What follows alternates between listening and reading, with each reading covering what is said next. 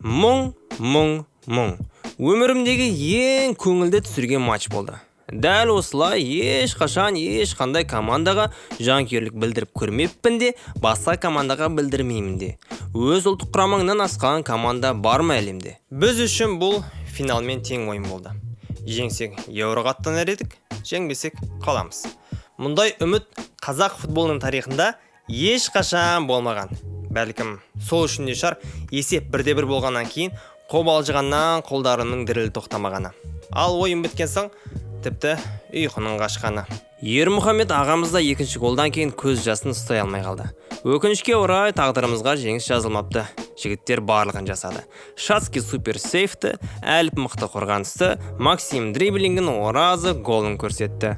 Жеңілісті ешкім кінәлі емес. Ешкімді кінәлауға болмайды. Тіпті ойыншы қателік жасаса да, жеңілісті соның басына іліп жіберу бұл надандық. Дәл қазір көбісі пенальти алып келген Ян Вороговскийді әбден жамандады. Футболшы қателік жасады, бірақ осы уақытқа дейін әкелген пайдасын жоққа шығару ол ұят тірлік. Қателеспейтін адам жоқ, бәріміз пендеміз. Әлемдік дриблер Мессидің өзі де алдай алмай қалған сәттері қаншама. Бұл ойында сынға алатын нәрсе көп. Сын түзілмей, мін түзілмейді демекші, объективті түрде бәрін талдап шығайық. Бапкердің өзіне де біраз сұрақтар бар. Абаттың орнына алаңға ешқашан шықпаған Иван Свиридовты шығарып, Алабатты 1,5 минутқа ғана шығарғаны мені таң қалдырды. Көп қателік жіберіп жатқан Вороговский мен Малайды аяғына дейін ұстауы да қызық болды. Сұрақ өте көп. Не ойлағанын түсінбедім. Жеке өзіме бұрынғы бапкерлердің ойын тактикалары нәтиже бермесе де, қазіргі бапкерге қарағанда ұнайтын. Неге? Видео соңында айтып шығамын. Одан қалса, қазақ футболының номер 1 хейтері Қуат Хамитовтан да сөз естіп қалдық. Ол кісі қолдаудың орнына тек жамандап шығады. Коррупция деген көп жерде, көп салада бар ғой. Бір қызығы, ол кісі тек футболды ғана айтылады екен. Бұл бөлім ұзақ болайын деп тұр. Себебі ішке толып қалған нәрсе өте көп. Сіздермен бірге Желаяқтан асы және де оның жүргізушісі мен Беклан. Маған қолдау ретінде арнама жазылып кетіңіздер. Мен үшін ол өте маңызды.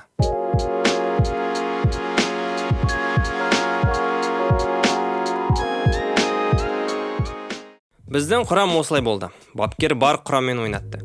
Себебі негізі құрамның көп ойыншылары жарақатынан емделуде. Матч басталды. 8 минутта Абзал алыстан бақ сынап көрді. Өкінішке орай баяғы Абзалдың соққыларына мүлде ұқсамады.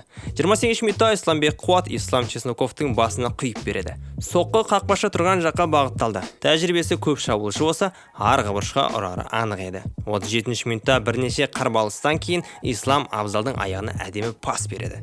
Соққы өте баяу. Оның үстіне төреші офсайд деп ойынды тоқтатты. Исламның өзі ойыннан тыс қалып қойды деймін. Гол болса да офсайд болады екен. Не дегенмен де әдемі сәт.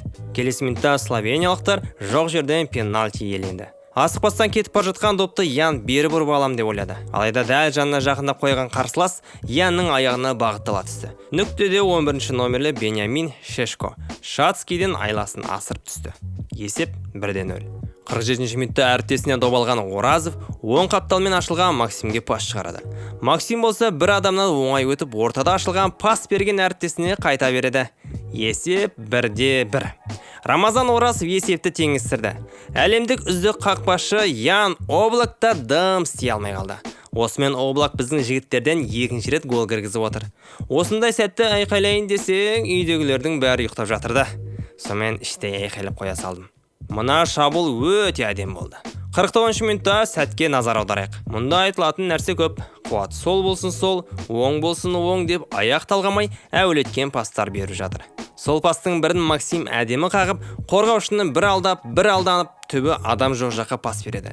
Нәтижесіз шабуыл. Бірақ қателік ол бапкерден. Егер алаңда ортада ойнайтын шабуылшы болғанда, міндетті түрде осы позицияда болар еді. Кім? Абат Айымбетов. Алайда ол қосалық құрамда отыр. Ең жақын ойыншы Ян Вороговский. Ол ертерек қимылдап алға ұмтылған кезде соққыға мүмкіндік алар еді. Бірақ Янды бұл жерде ешқашан кінәлай алмаймыз. Себебі ол сол қапталдың қорғаушысы. Оның функциясында дәл қақпаның алдында болу қалыптаспаған. Алаңда әркім өз қызметін атқарып жүр. Енді қиялдап көрейік. Максим добалған сәтте екінші рет денесіне тигізуін дәл сол алдына емес, сәл ары тастағанда соққыға өзі ыңғайланар еді. Екінші сәт. Осы кезде бірден пас бермей қасындағы ойыншыларды айналып өткенде не өзі соғуға, не әріптесіне беруге тамаша мүмкіндік алары сөзсіз. Мұның бәрі қиял. Өте жылдам эпизод кезінде жақсы шешім шығару өте қиын. Оны білем.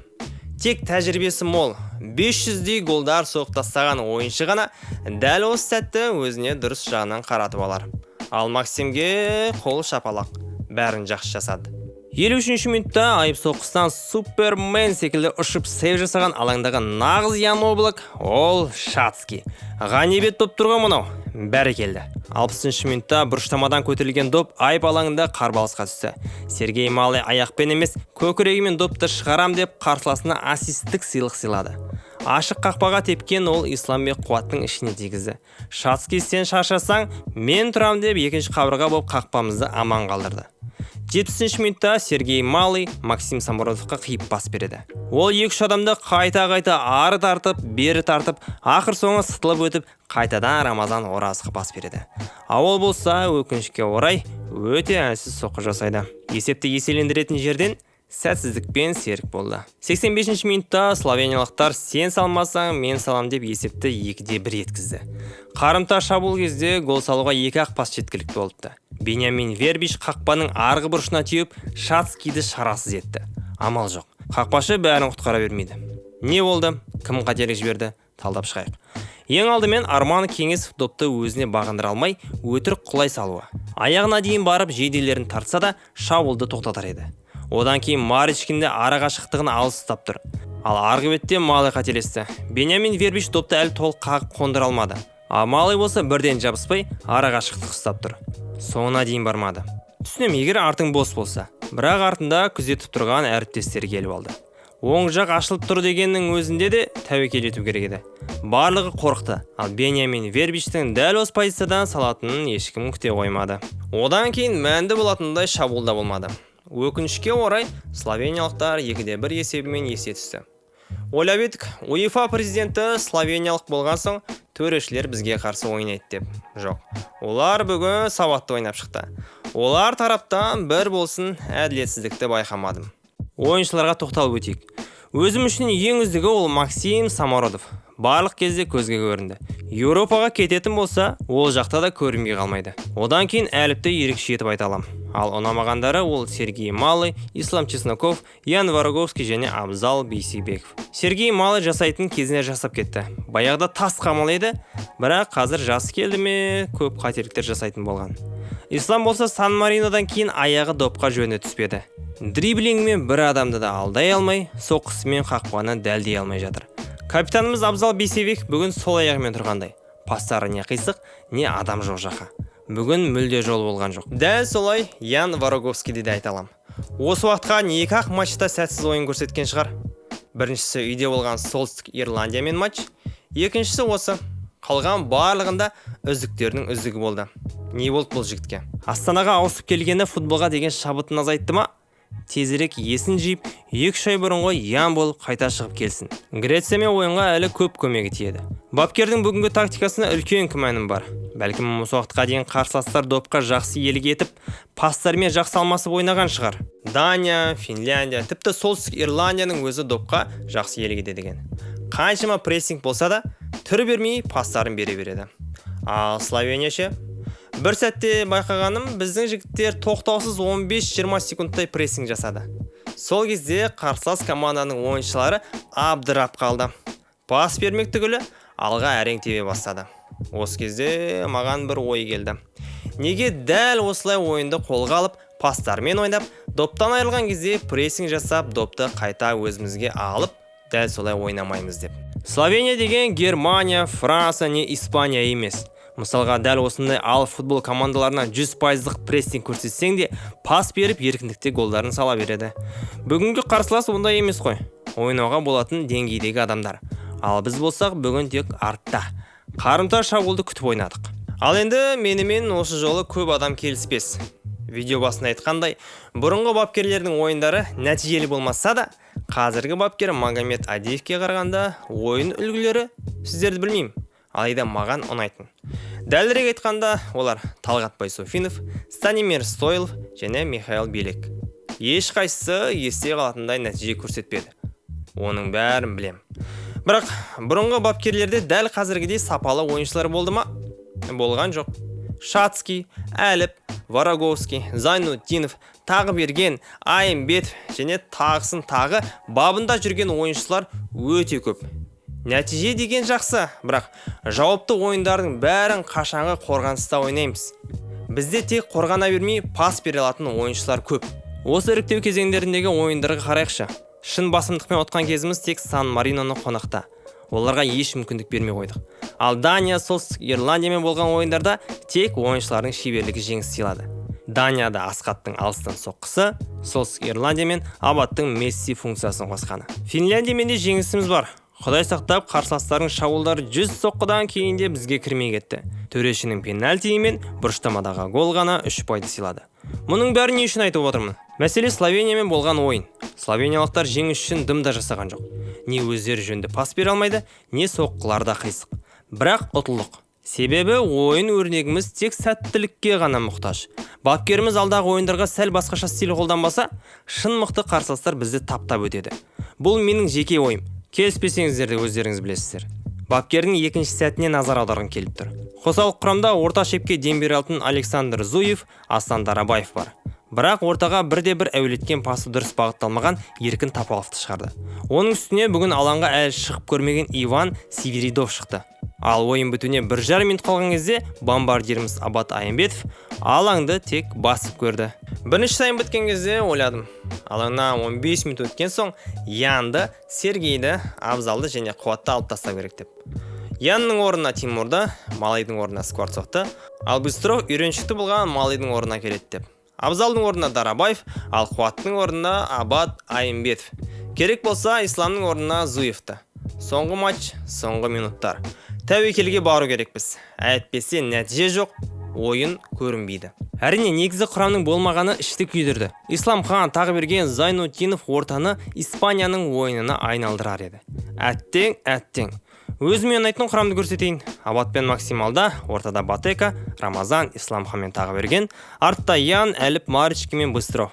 Екінші нұсқам, ол дәл солай. Тек Абат прессинг жасап, шабуыл шебінде жүру үшін екінші таймда шығады. Ал қорғаушыларға жақын болып, арттан пас беретін адам ретінде Абзал Бейсебеков болады. Мұның бәрі жай менің қиялым. Өкінішке орай көп адам жарақатына байланысты көмегін бере алмай жатыр. Ойыннан кейін бапкеріміз сұхбат берді. Мына сөз ұнап қалды. Когда ты находишься в темном тоннеле, ты должен свет все равно видеть. И если даже ты его сейчас не видишь, ты должен понимать, что он будет. Так не бывает, чтобы все время было плохо. Сборная наша завоевала уважение в Европе. О нашей сборной говорят, о наших футболистах говорят. Мы достойный соперник для любой сборной. Это уже дорого стоит. Нас не плюют, нас принимают очень достойно. И я считаю, что это главная наша победа. Конечно, хотелось бы это все отметить большим чемпионатом, но пока ситуация такая. Ешқашан қара түнек бола бермейді. Құдай қаласа жарықты көреріміз анық. Кеше ғана барлық құрамадан ұтылып жүредік, ал енді Данияның өзін Еуродан ысырып тастайын деп қалдық. Дәл қазір Франция құрамасына келсең, баяғыдай 8-ден 0 болып ұтыла қоймаймыз. Не тең ойын, не минималды есеппен жеңіліс. Ұтамыз деп асыра сілтемей тұрайын. Ал бұл ойында жеңілсек те біз құламадық. Себебі әлі ұлттар лигасы арқылы жазғы жарысқа баруға үмітіміз бар. Бұл туралы бөлек видео болады. Біздің тікелей қарсылас Греция. Одан өтсек, не Люксембург, не Грузия. Келесі видеомда барлық қарсыластар қалай ойнады, ұтуға қаншалықты мүмкіндік бар, бәрін зерттеп есептеп шығамыз. Сіздермен бірге желейік арнасы. Қолдап, тіркеліп, лайк басып отырыңыздар. Сау, саламат. Сіздері бар. Қате басынан. Дәл осы сәтті өзін басынан оқылашы. Оқыласыш. 2 оқойын. Әке оқойын, қолын деп отыр. Сен жам қат кетіп қалдың да. Мақыл, келесі. Қолданат кетті. Әке оқойын. Тәуекелге бару керекпіз. Әйтпесе басынан. Әйтпесе?